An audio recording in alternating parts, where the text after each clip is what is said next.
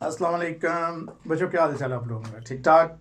मैं आफताब शाह आपकी खिदमत में फिर हाज़िर हूँ और आज का हमारा लेक्चर तलखीस निगारी के हवाले से। बहुत सारे बच्चों का ये मेरे पास पैगाम आया कि सर, जिस तरह आपने ये काफ़िए का तज़किरा किया और सैकुस बाग का तज़किरा किया, तो तलखीस के बारे में हमें बताइए वो क्या है। ये बुनियादी तौर पे तलखीस का, अगर मैं ये बालों को छेड़ूंगा या तो आप बुरा मत बनाइएगा। बाज़ लोगों ने कहा सर आप अपने बालों को बहुत ज़्यादा छेड़ते हैं, ये खुद छिड़ जाते हैं ये खुद छिड़ जाते हैं, मैंने नहीं छेड़ता, लेकिन ये मेरी आदत है, तो ज़रा आप इसको नज़रअंदाज कीजिएगा।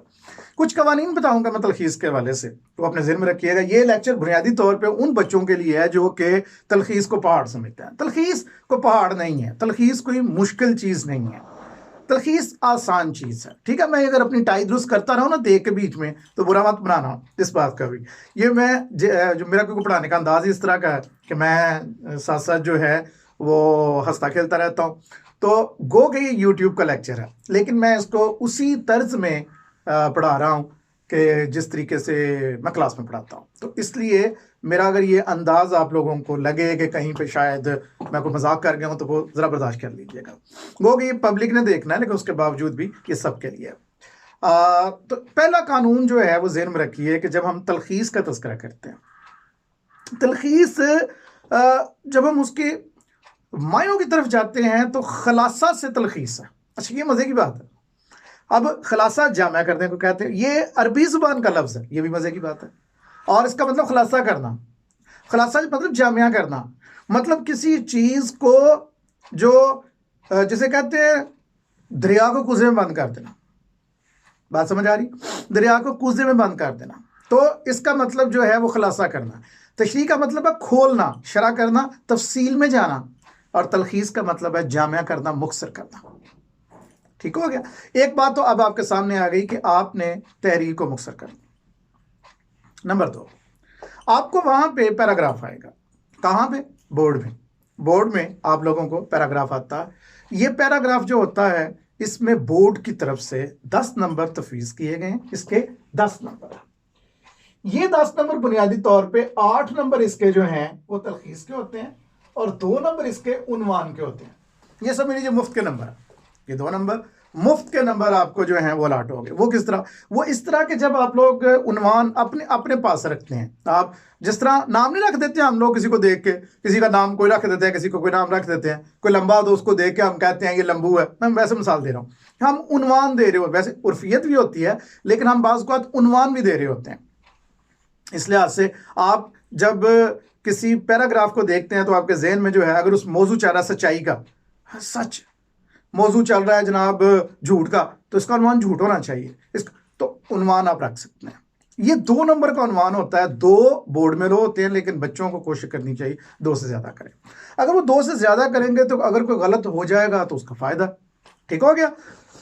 बाज़ ने कंप्लेन किया जी लाइट थोड़ी कम है। चले जी, मैं कोशिश करूँगा कि लाइट का इंतज़ाम थोड़ा कर दिया जाए, क्योंकि मैं लेक्चर ये मुस्तकिल बुनियादों पर आप लोगों को मैंने सारी ग्रामर जितनी भी है और तशरीहात इस तरह मैंने कोशिश करनी है कि यहाँ पे मैंने इंटर पार्ट 1, 2 और इसके अलावा MA मैंने कोशिश करनी है सारा का सारा सिलेबस जो है ना मेरा वो यहाँ पे मौजूद हो।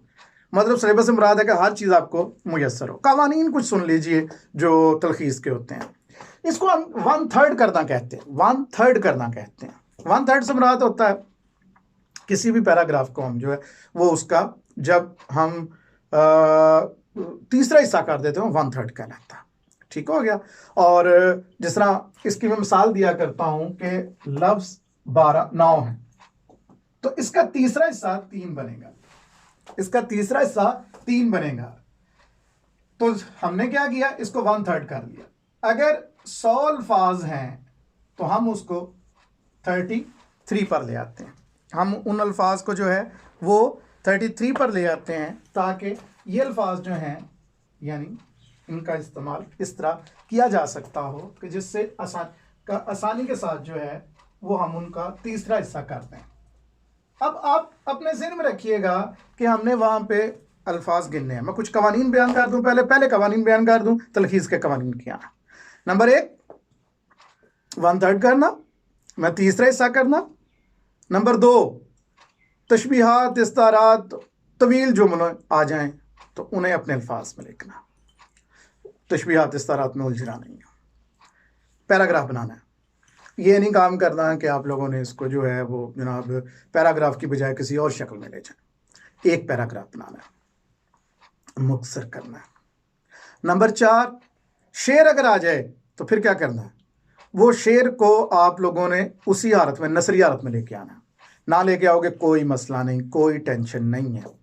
उसके बाद अगर मुकालमाती रंग हो, यानी मुकालमे की शक्ल हो, तो उसे भी आप नसर की शक्ल में, यानी पैराग्राफ की शक्ल में ले आएंगे और सादा लफ्ज़ों में बयान करेंगे।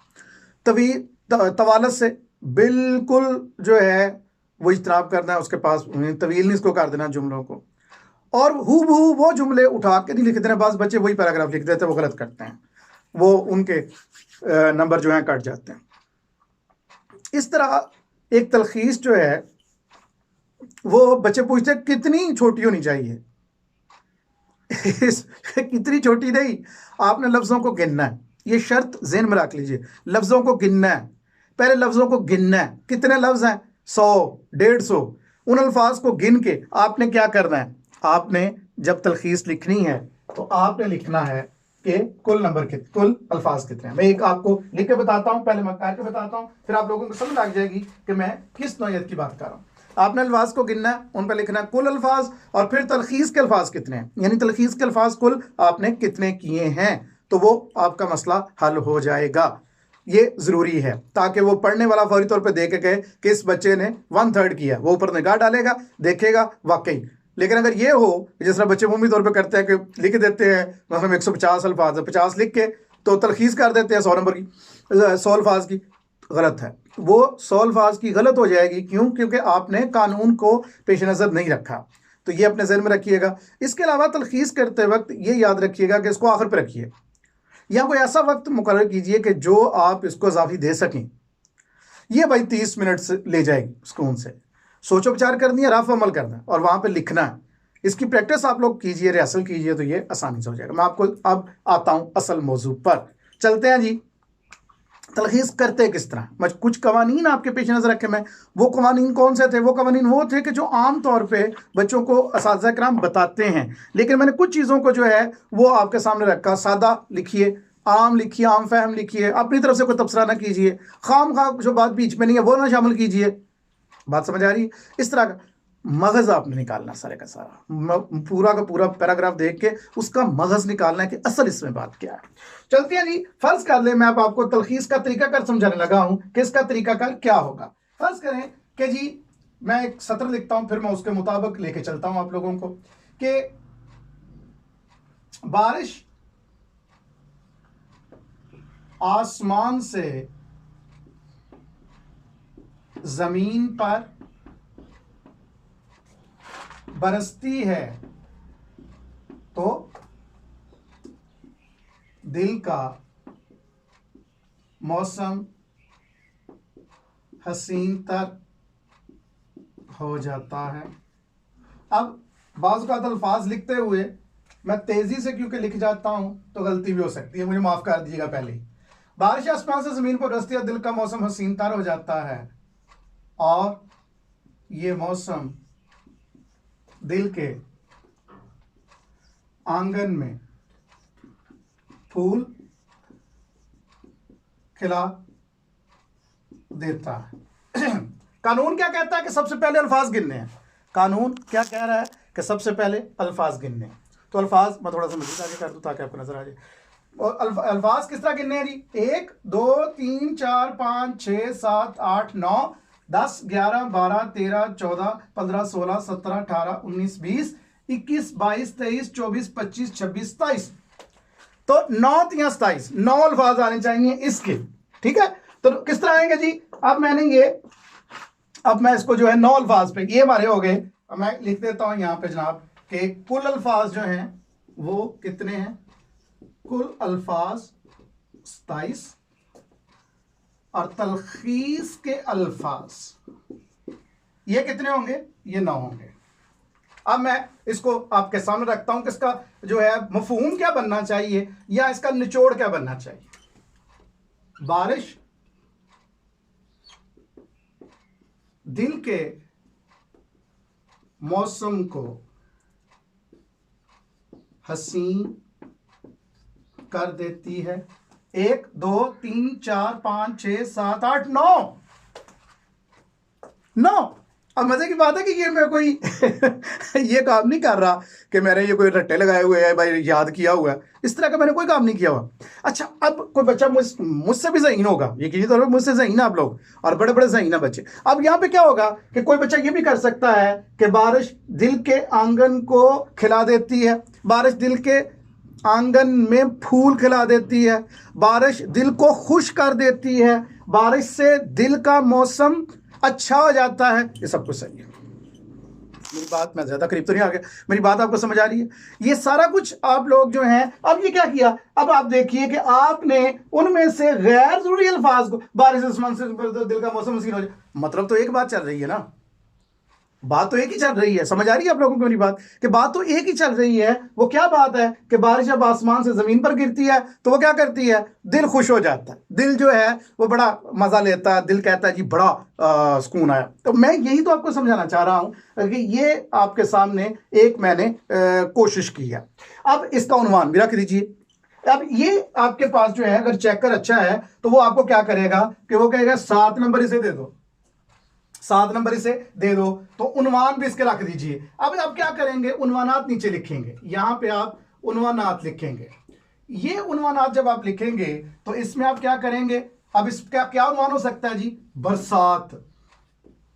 इसका क्या उन्वान हो सकता है, बरसात का मौसम। ठीक है, इसका क्या उन्वान हो सकता है, बस बारिश और दिल का मौसम। इसका क्या उन्वान हो सकता है जी, बारिश और दिल की दुनिया। आप बहुत सारे बना सकते हैं, आप अपनी मर्जी से बना सकते हैं, बनाते चले जाएंगे। तो ये आपके लिए, आपके पास जो है उन्वान का भी, वो अगर उसको अच्छा लगा 2 दे देगा, नहीं लगेगा तो 1 दे देगा। 2 वैसे वो दे देता है, 2 वो वैसे दे देता है। तो ये हमारे पास जो है, मैंने एक सादा सा तरीका, एक मिसाल मैं और दे देता हूँ। मैं चाहता था कि ज़्यादा लंबी वीडियो ना बने कि ताकि, लेकिन क्योंकि समझाना ज़रूरी होता है तो इसलिए मैं एक और मिसाल देता तो आपको समझ लग जाए, ताकि मेरे बच्चे जो हैं छोटे छोटे, उनको पता चल जाए कि तलखीस बुनियादी तौर पे कोई इतना मुश्किल काम नहीं है। मैंने सादा, बिल्कुल सादा लफ्ज़ों में आप लोगों को बताया। ये वो तरीका है जो हर बच्चा जो है वो अपना कर तो नंबर ले सकता है। उसके बाद आ जाइए जी, इसी तरह की और मिसाल देता हूं, वो इंतहाई खूबसूरत और हुस्नो जमाल का पैकर है। अब यहां पे आप देखेंगे 1 2 3 4 5 6 7 8 9, 3 लफ्ज होने चाहिए। वो खूबसूरत है, बात खत्म हो गई। उन्वानात रख दीजिए, खूबसूरती रख दीजिए, हुस्न जमाल का पैकर रख दीजिए, कुछ भी रख दीजिए। आप लोग यकीन मानिए कि ये कोई मुश्किल काम नहीं है। उम्मीद है मुझे कि आप लोगों को ये जो है मेरा लेक्चर समझ भी आया होगा। ये लेक्चर मेरा जो है आप लोगों ने इसको एंजॉय भी किया होगा, और आप लोग इसका फीडबैक भी देंगे, और मेरे चैनल को सब्सक्राइब भी करेंगे और आगे तक भी पहुंचाएंगे। ये अब तो ये जुमला अजीब सा बन गया है कि मेरे चैनल को सब्सक्राइब करेंगे, पर इस लोगों के फ़ायदे के लिए है। अगर किसी को फ़ायदा इससे हुआ, कमेंट ज़रूर करें आप लोग, और मुझे बताएं कि आप लोगों को इसका फ़ायदा अगर नहीं को पता चला तो फिर दोबारा इंशाअल्लाह ताला मैं आपकी खिदमत में हाज़िर रहूँगा। तब तक के लिए अस्सलाम वालेकुम।